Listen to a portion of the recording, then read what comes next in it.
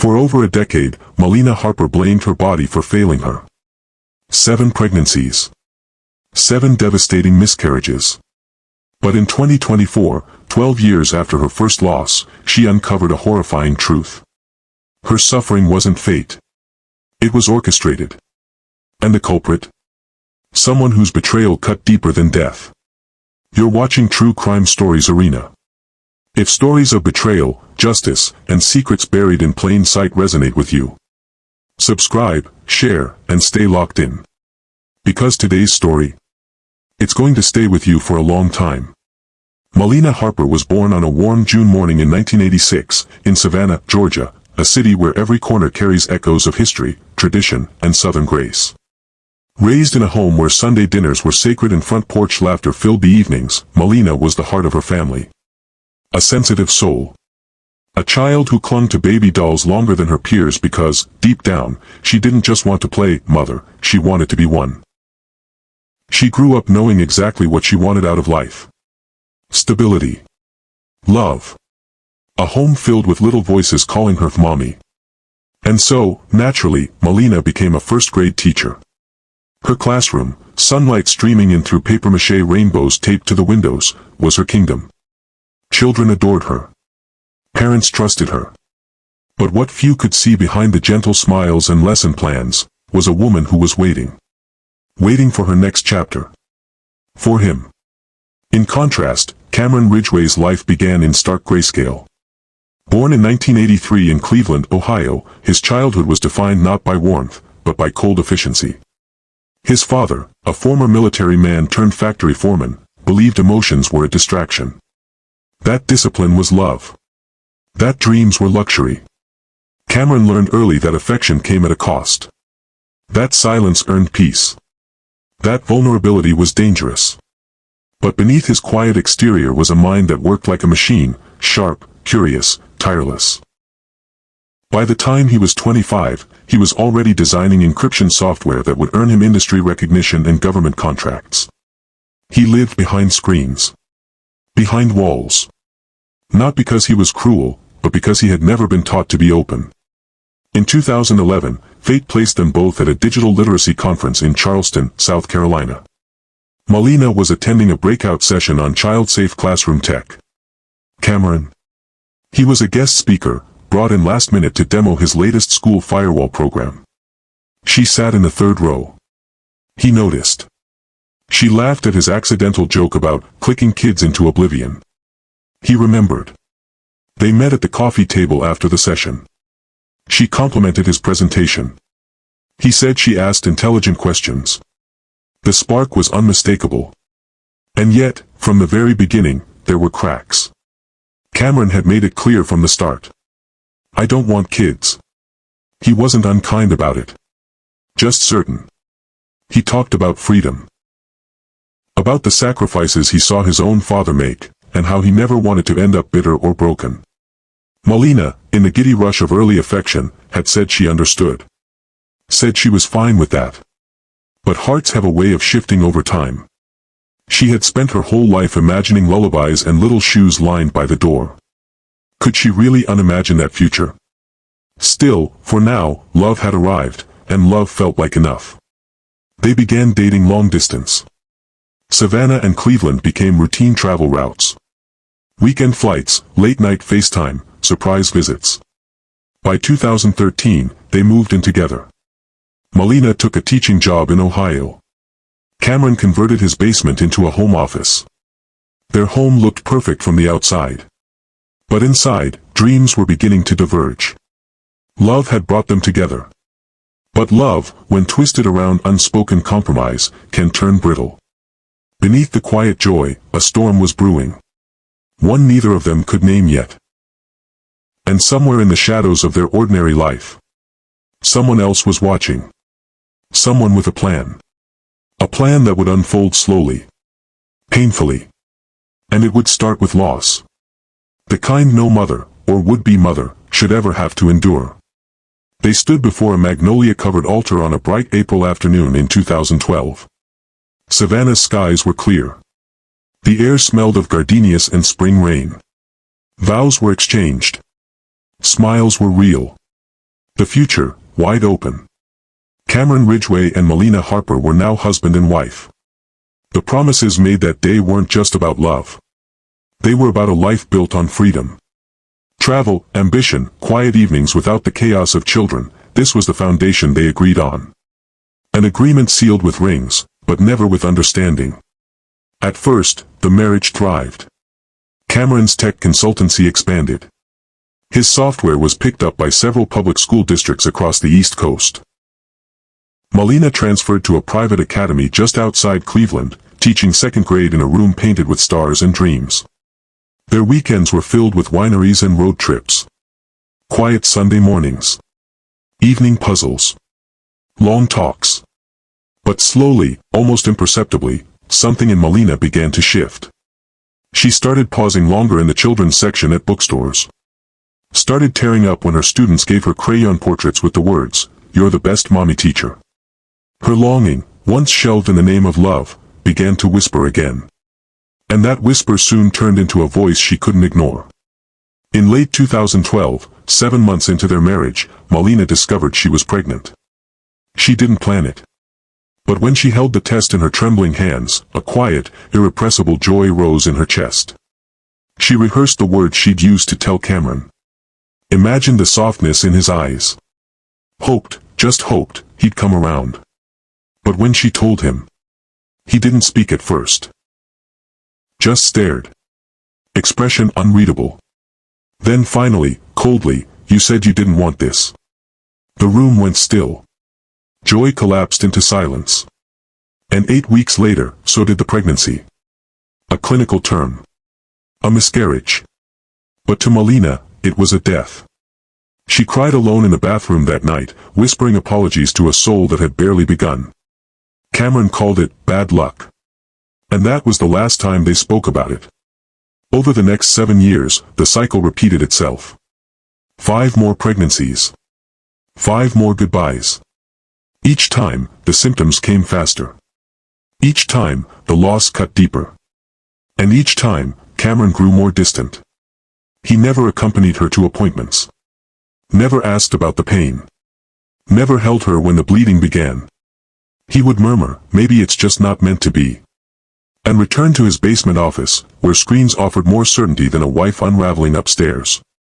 But Melina noticed things. Every miscarriage seemed to follow the same strange rhythm. She'd feel fine at first. Hopeful. Alive.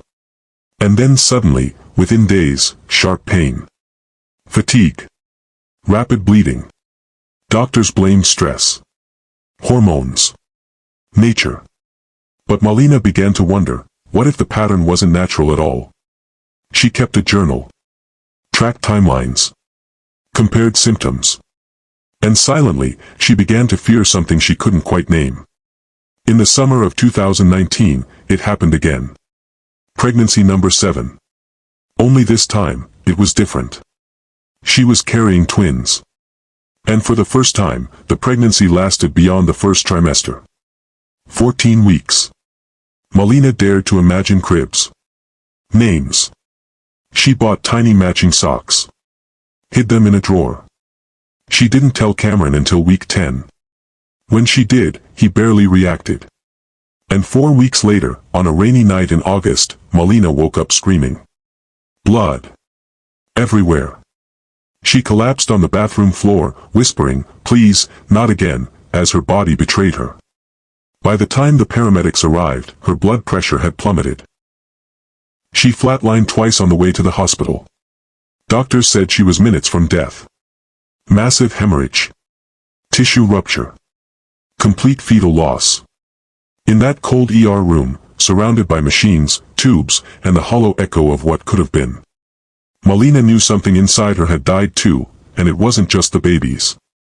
By 2020, Melina Harper was a shadow of the woman she once was. Once full of laughter, now quiet. Once brimming with purpose, now hollow. Her body had failed her. Or so she thought. Her husband had failed her.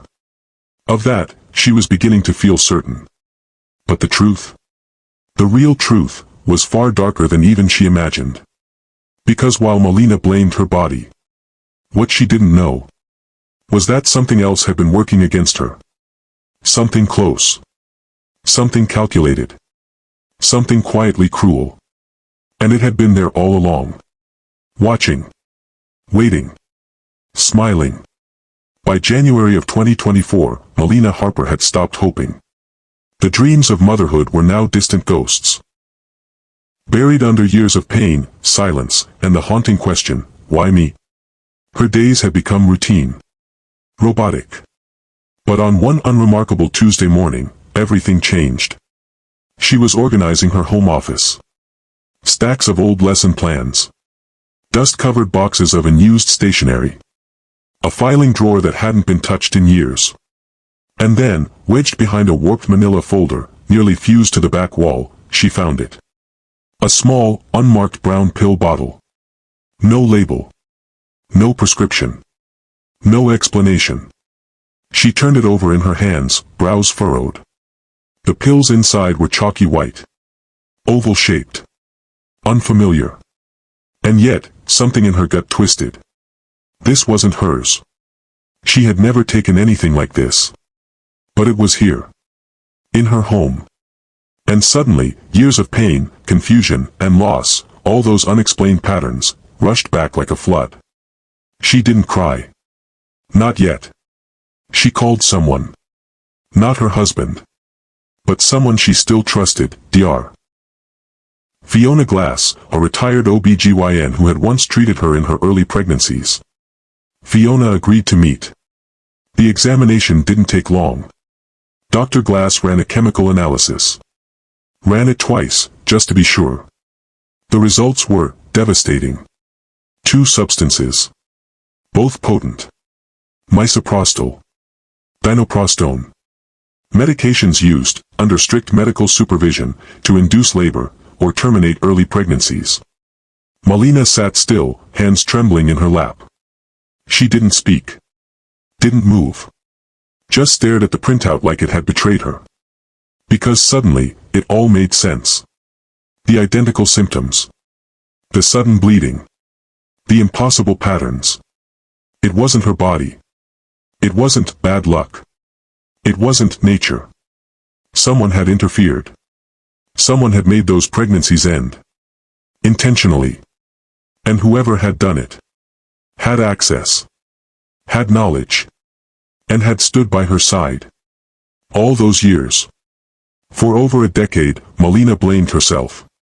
But now, one bottle, one test result, had unearthed a horrifying truth. The enemy wasn't inside her. It was beside her. And what she would discover next would unravel everything. Truth has a way of crawling through the cracks. Until it becomes impossible to ignore. For Melina Harper, the truth wasn't whispered. It screamed. From a bottle. From a lab report. From her own haunted past. And now, it was time for answers. Even if they shattered everything. She waited until evening. The house was still. Dimly lit.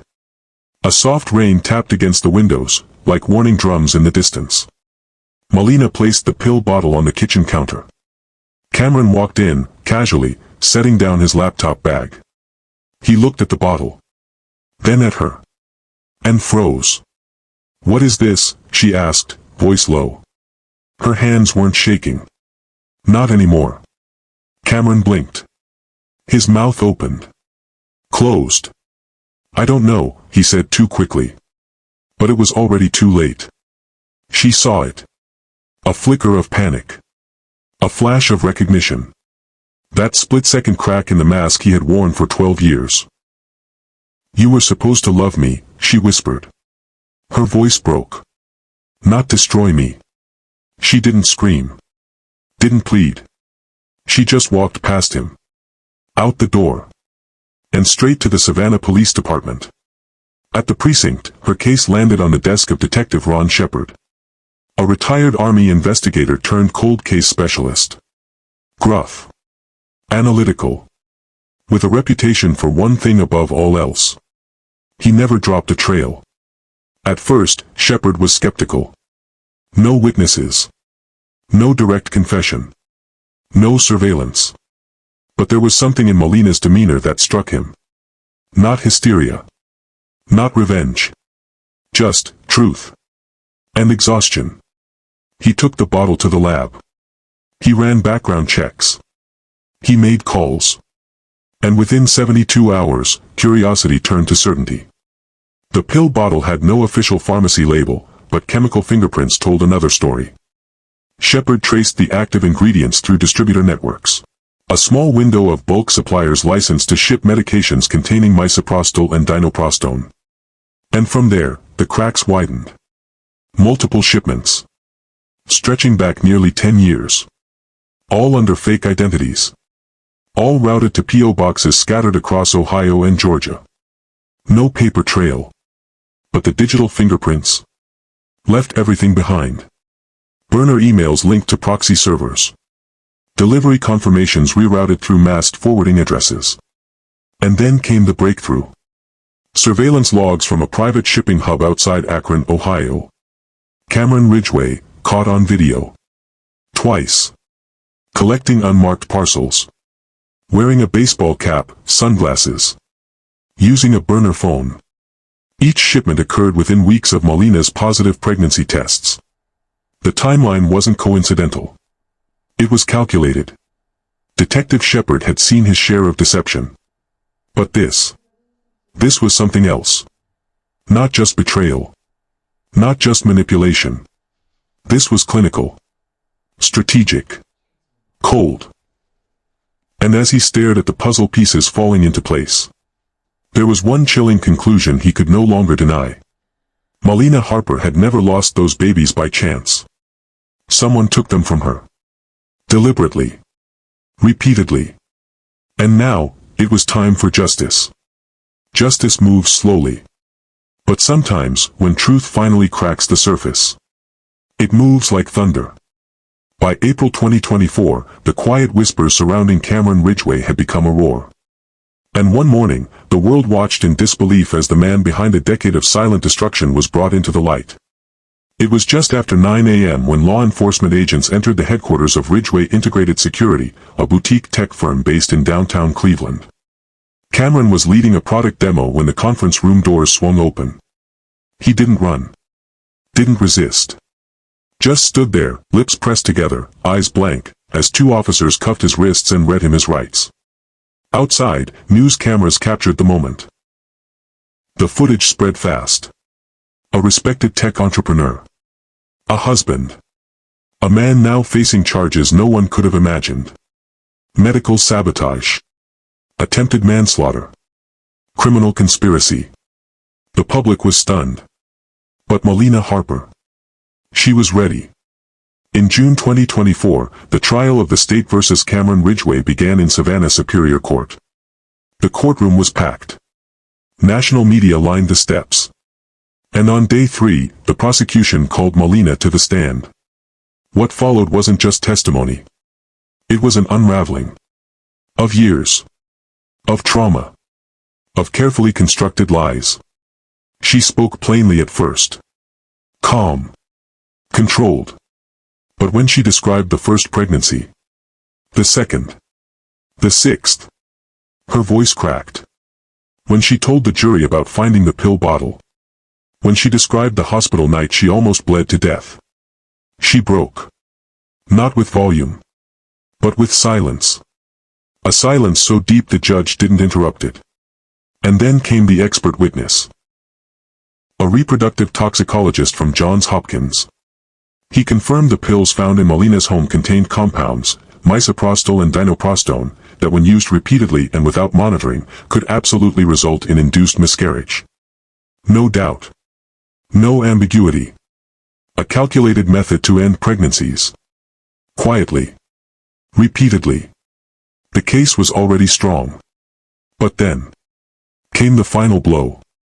A former co-worker, Jason Holloway, testified for the state. He had once worked with Cameron on a secure messaging platform. In casual office banter one night, Jason recalled Cameron chuckling over dinner and saying, almost boastfully, "Fatherhood's a trap. I've ensured I'll never be one." The courtroom froze. Gasps. Audible.